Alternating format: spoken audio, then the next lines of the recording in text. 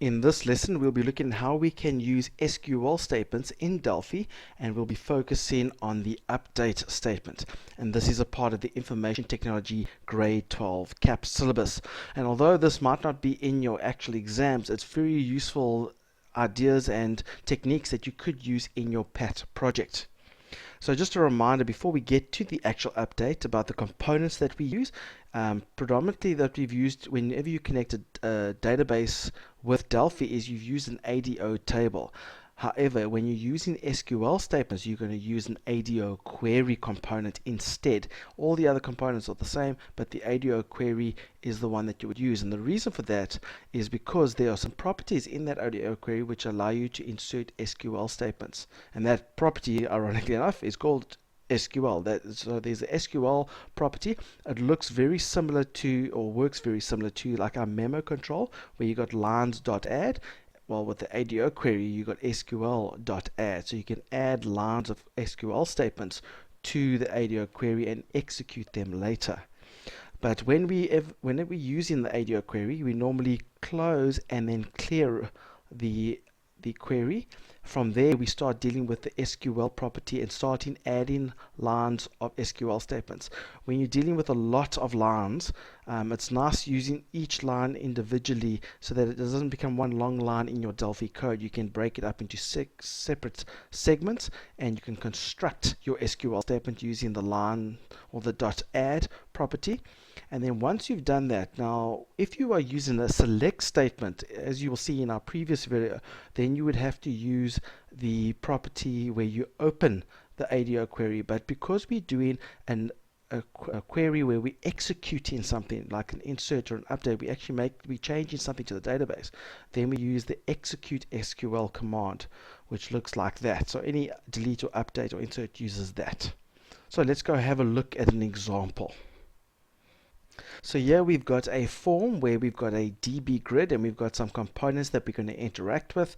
Now, just a reminder, we have a data module which has all the components which allow us to connect to the database.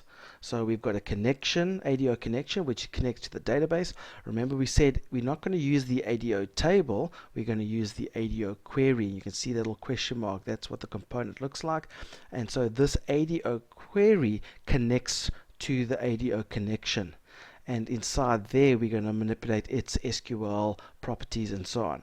And then we've got our data source which connects to the ADOQuery, and then in our form over here we've got a DB grid which connects to this data source.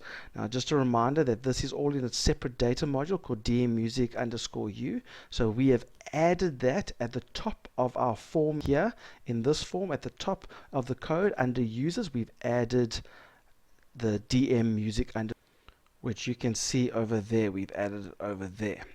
However, the name of this data module of the whole form is called dmmusic. So whenever we are in the code over here, we are going to refer to dmmusic dot the query music and so on. So let's go to this update class button. We are going to start off with a very simple update. We're not going to worry about those components. We're going to say with dmmusic, so we don't have to type that again at the beginning of each statement. With dmmusic do, and we're going to have a begin and end, and inside here we're going to write our code. Our first step, if you remember, we're going to take that query music and we're going to close it, and then we're going to clear it. And the reason why we clear it is because if anyone has written, not clear fields, just clear, if anyone has written SQL statements in other events or buttons, we don't want this to add on to that SQL statement. We want to complete a whole new complete SQL statement. So we clear it. Now we are going to add the SQL statements, and this is going to be for an update. So we can say .add, and in brackets we're going to write the string that will be the update statement. So we know how our update statement works. It's update, and then the name of the table, owner, and then we set what property do we want to change. We want to change the class to equal an A, and I'm going to, on a new line, have a new query music. As you see, the nice thing about this .add is we can construct our string in stages. We can have our string over there, and so we are going to say where owner surname, owner not ober, owner surname equals long, because I've added my details to that database. So where the owner surname equals long. So that's my criteria. Again, a reminder, when you're constructing strings, it's normally a good idea just to make sure that you put a space at the end of your line, just in case that conflicts with the next line, so that when it adds it on, it doesn't all of a sudden create one combined word, that there's at least a breaking up of the different parts. So because class is a text, we've got to put it in double quotes. The same with surname, owner surname, we've got to put it in double quotes. Once that is done, then you go query music dot, and now we execute the SQL. We do not open it, we just execute it. Now we're not going to see any changes to the database and that, so we want to physically see what those changes. So I'm just going to copy this code again, make my life a bit easier. Do it. So we clear it, we close it again, and in this SQL I'm going to put a new statement saying select star from owner, and I'm going to order by owner ID, so that we can get a nice, so we can see in the DB grid if our results actually occurred. And then because this is a select statement, we're going to say dot open. There we go. So let's see if that works. Let's run it. Oh, the errors. That's probably SQL.clear, because you were clearing the SQL. So there we go. And that probably means I should probably put a SQL.clear there as well. That should hopefully fix those problems. So let's see if the code works. So there's our DB grid. If I just click on update class, for those of you who've watched the insert video, when I inserted Mr. Long, I inserted myself as class B, and I think I'm right at the bottom there. You can see I have now changed to class A. If you're not too sure, you can double check, but the code looks like it is working. So now that we know that that part is working, let's maybe have a look at an example where when we click on update class, that we use the data from components, because that's the whole idea about using Delphi with the databases, that we can customize these SQL statements. So let's have a look at that. We're going to update based on these components. There's the find surname, and there's the EDT update class. So find surname and EDT update class. So now instead of setting the class to A, we are going to set it, and I'm going to put a little plus signs on either side there. We're going to put in the control EDT, I've forgotten already, EDT update class. So the EDT update class dot text, whatever's in that edit box is now going to be put into the class, where the owner's surname is going to be plus plus. Remember, we break up the string by closing and opening the quotes, right, and putting pluses in between, and it's going to be based on the EDT find surname dot text. So whatever we type in here, so the basic idea of this program is when we type in a surname in a class here, it's going to find that surname, and when it finds that surname, go to the class and change the current class to whatever value is in this edit box. That's what we want. So I've entered those data, or those details. I'm running the program. Let's see if it works.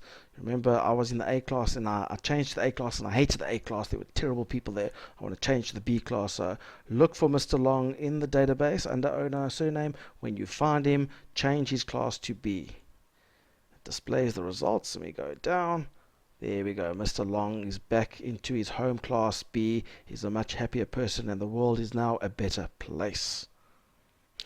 Just a little bit of help here. A lot of people find this whole double quote, when to use them, when to break it up, quite confusing. So if you do get confused, if you are dealing with strings, so for example there, you can take those double quotes out and just leave it equal to whatever's in that edit control.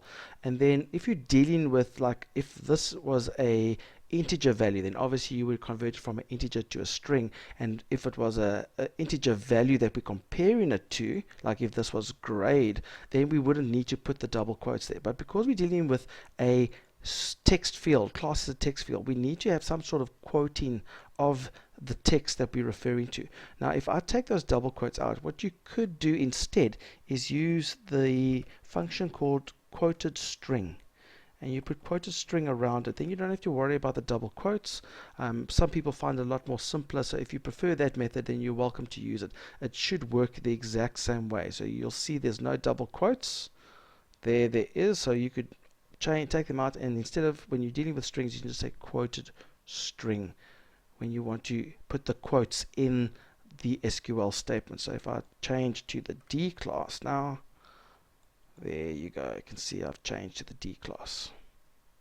Now, to show you another example, I've gone and written the code already for the update grade, which works very similar to the class. You simply go look for that surname, and when you find that surname in the database, you go to the grade and you change whatever its current grade is to this grade. So I've written the code, and it's very similar to the code that we've been dealing with. The only difference here is, just like I've told you here, we've used class, which was a text field, so that's why we had to have quoted string. Here we've got grade, and now grade is an integer value, so we don't need to do any quotes. For owner's surname needs quotes, because obviously that is a text field.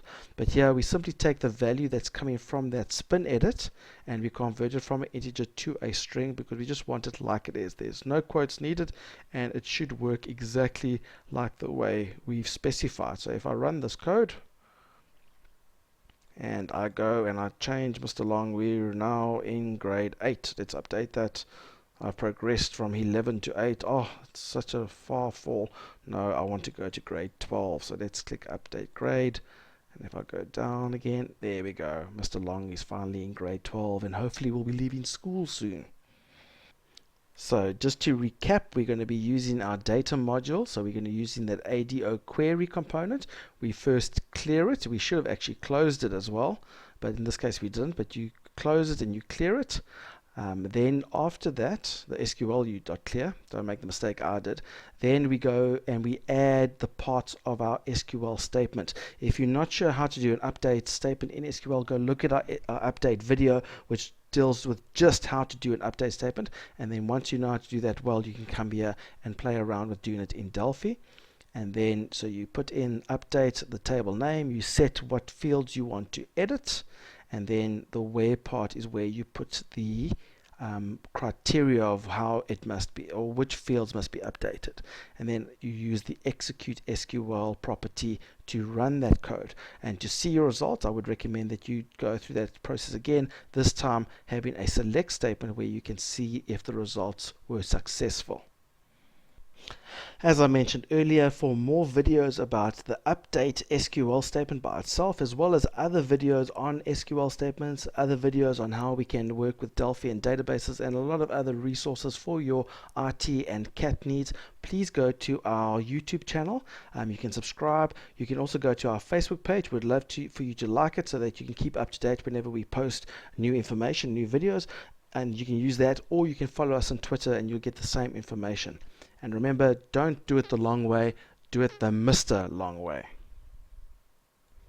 The examples that go through this video series come from the grade 12 Delphi e-notes that were provided by Study Opportunities.